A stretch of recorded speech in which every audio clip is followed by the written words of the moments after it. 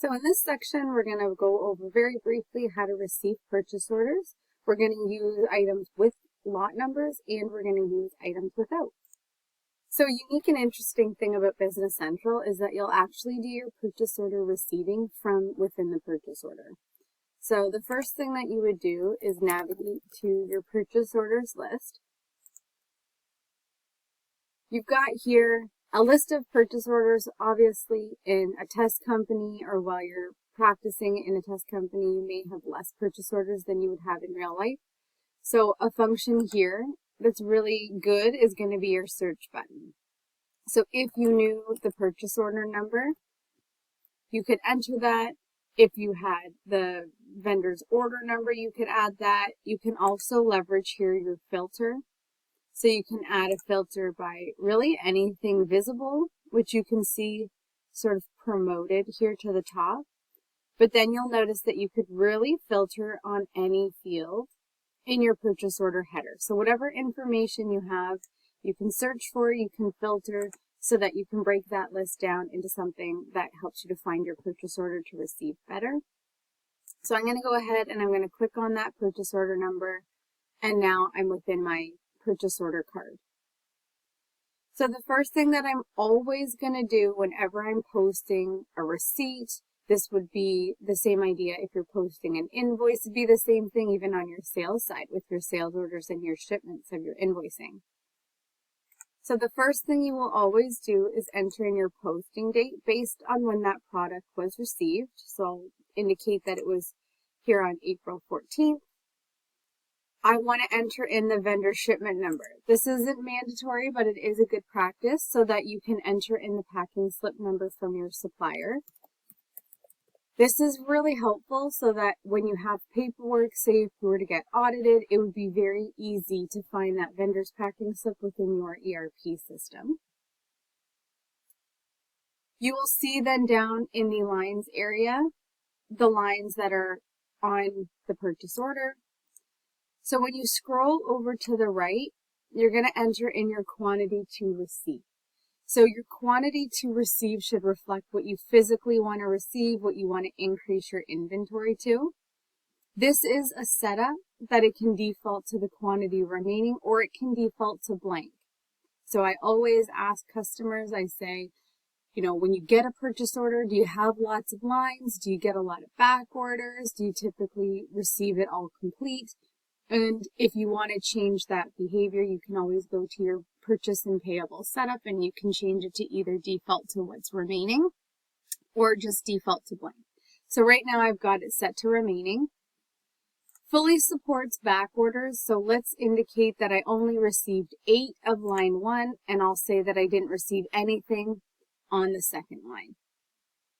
Okay, so I'm going to receive 8.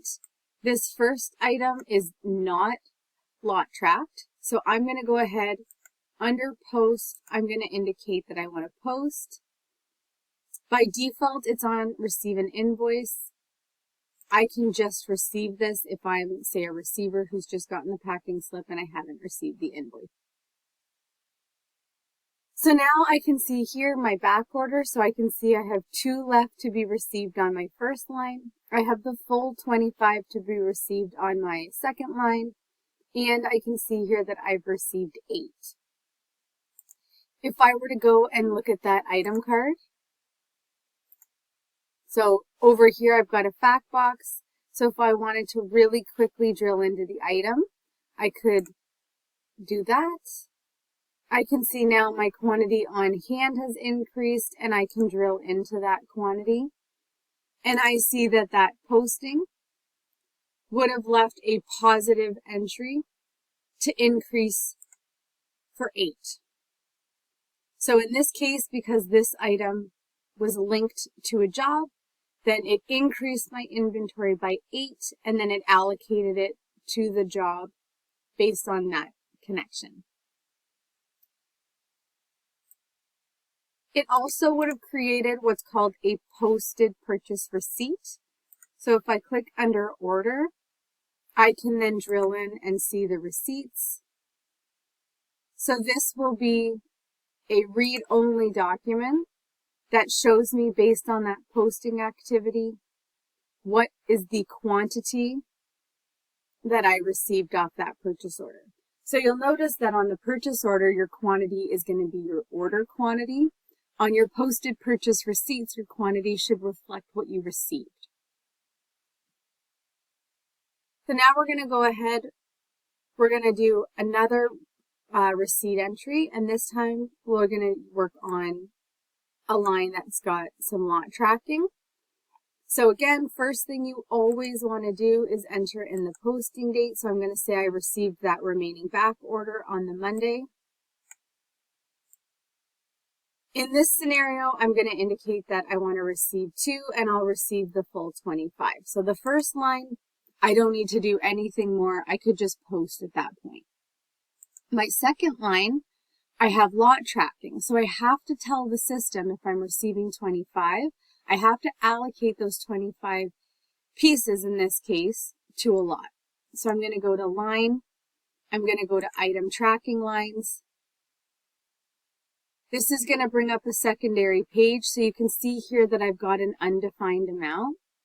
So what I would do is in my lot number field, I'm going to enter in a lot number and I'm going to enter in the quantity that's in the lot. So if it was the full 25, I'll see that I'm handling 25. And the key thing here is that there's nothing in the undefined column. If I have either a positive or a negative amount in the undefined column, the system will error and tell me that I haven't defined the right amount of lots to the right quantity that I want to receive. It would be the same thing with serial numbers. The only difference here is that serial numbers would be entered into the serial number column and your quantity would always be 1. If you received the quantity in 2 different lots or 3 different lots, you would just add additional lines. So let's say, for example, my first line came in and I had 20 in that lot. You'll notice that I've got 5 pieces that are still undefined. So I'm going to go ahead and enter in a second line. I would enter in what is in that lot. And again, I can add as many lines as I need to. At the end of the day, I just need nothing to be undefined. I'm going to go ahead and close that.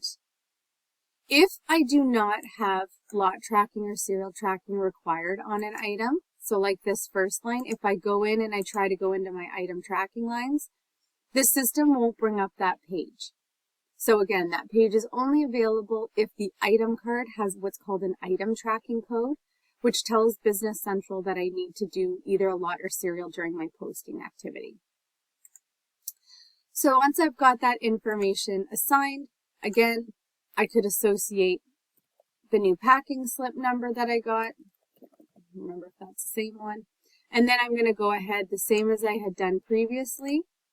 And I'm going to go ahead and I'm going to post. And again, I'll just receive that for now.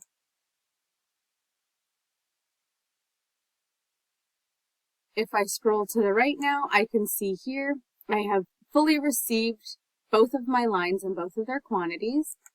I can see that I haven't invoiced anything yet. You'll see that this is, again, read only because it's just a summary field based on the posting that I've done. And up above under order, if I go into receipts, I would be able to see that I have a second receipt now.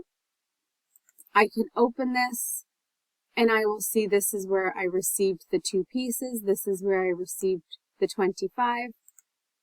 I can go in to see what lot numbers were received. It fully supports adding comments. I could print a physical copy of this receipt if I wanted to staple it to the packing slip number. I can add dimensions. I can add comments to the header. I could attach documents. So if I needed to attach, let's say, a copy of that packing slip within my Business Central system, all of this is fully supported.